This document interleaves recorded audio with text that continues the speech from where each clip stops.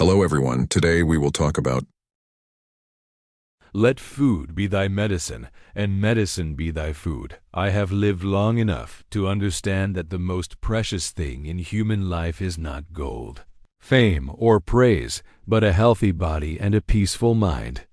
Humanity has searched endlessly for elixirs in high mountains and deep forests. Yet the true miracle lies right before our eyes on the dining table. That miracle is food. Something so ordinary, yet it is the thin thread that connects life and illness, vitality and decay. Perhaps that is why the ancients said, "Let food be thy medicine, and medicine be thy food." Food is a gift from the earth.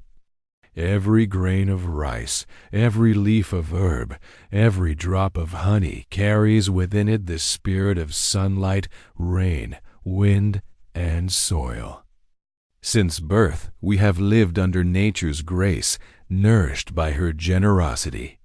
But as life grows more prosperous, people forget how to listen to their bodies and understand their meals. They eat to be full, not to be healthy. They choose what pleases the tongue and neglect what sustains the heart. They look for medicine to cure disease, instead of using food to prevent it. In ancient times, before hospitals and pills existed, people lived in harmony with nature. They used herbs, grains, fish, and seasonal vegetables to maintain balance in their bodies. In summer, they ate lightly to cool the heat. In winter, they ate warmly to preserve inner energy. Every meal was a remedy, every dish a form of healing. A mother brewed ginger soup for her feverish child. A father made mint tea for indigestion. The elderly ate brown rice porridge to ease digestion, all simple acts of care, yet profoundly wise. They were practicing medicine every day without ever calling it so. Today, we reach for pills the moment illness appears. We swallow tablets to reduce fever, capsules to ease pain. But we rarely realize that most ailments are born from our habits, how we eat, rest, and think.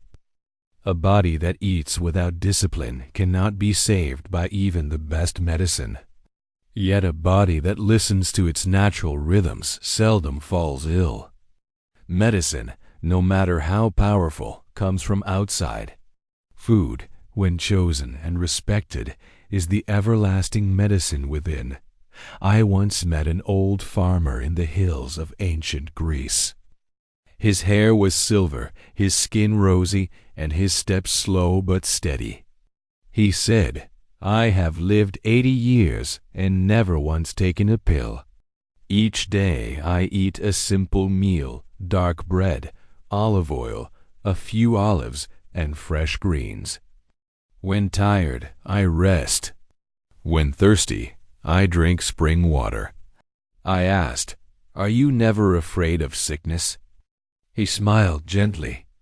"If you respect your food will protect you. Every bite is a thank you to the earth. Every sip of water, a return to yourself." His words stayed with me like a quiet revelation. Food does not only feed the body, it nourishes the soul. When we eat in haste, we also live in haste.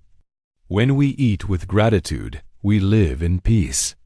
A slow, humble meal shared with calmness is worth more than a lavish feast consumed with anxiety. As the West once said, "We are what we eat." Indeed, our meals mirror our lives. Those who eat mindfully live deeply.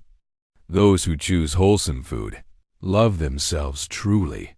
Modern science may create thousands of medicines, but none can replace the natural balance that food provides.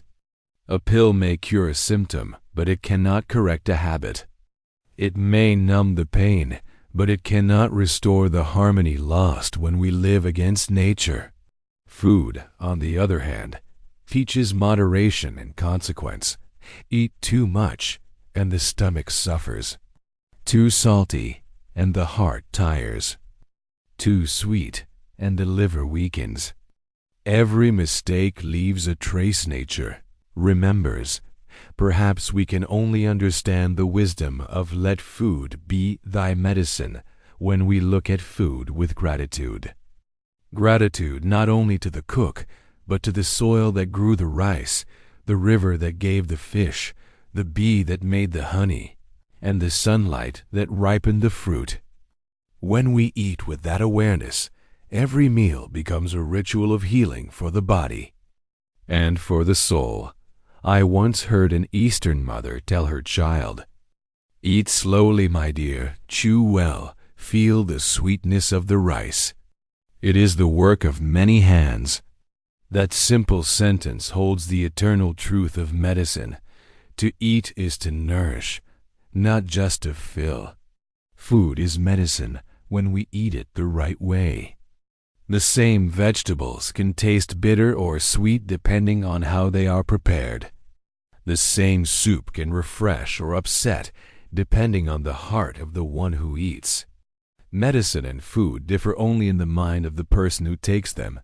If we treat a meal as something sacred, our body responds in kind. If we treat it carelessly, even the finest dish becomes a burden. Thus, the real medicine is not in the prescription, but in how we eat. Eat little, but rightly. Eat simple, but clean.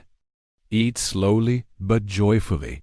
These 3 rules are enough to keep one well.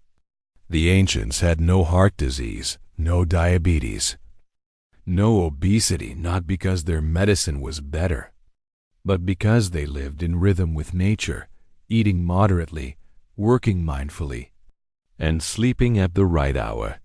Hippocrates also said, before healing someone, ask if they are willing to give up what made them sick. The sentence echoes his philosophy on food. Illness does not appear overnight. It is the harvest of small habits repeated daily. Too much meat, too few vegetables, late-night meals, sugar instead of honey, wine instead of water. We create our own illnesses and then seek medicine to fix them, forgetting that the cure lies in returning to simplicity.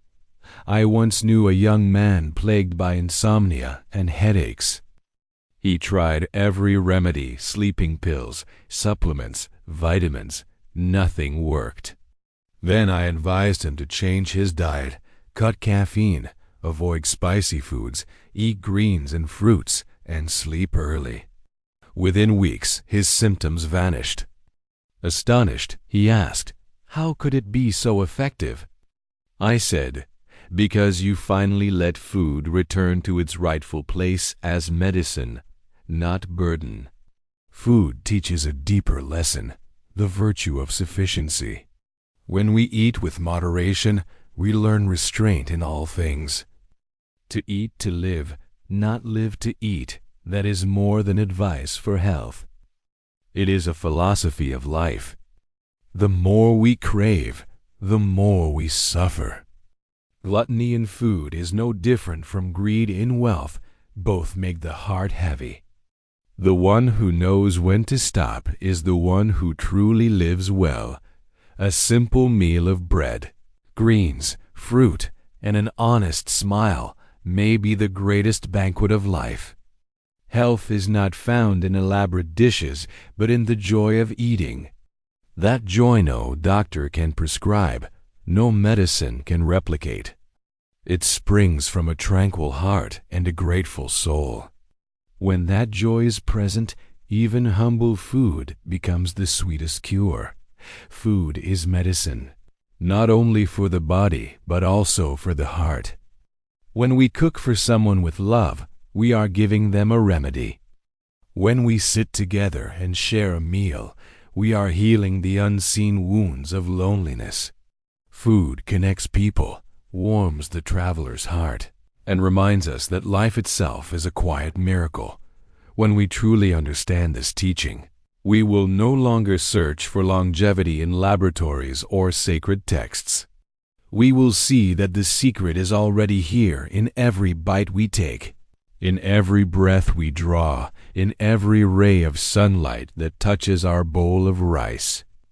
Health, after all, is nothing more than the harmony between body and nature, between food and gratitude, between man and the living earth.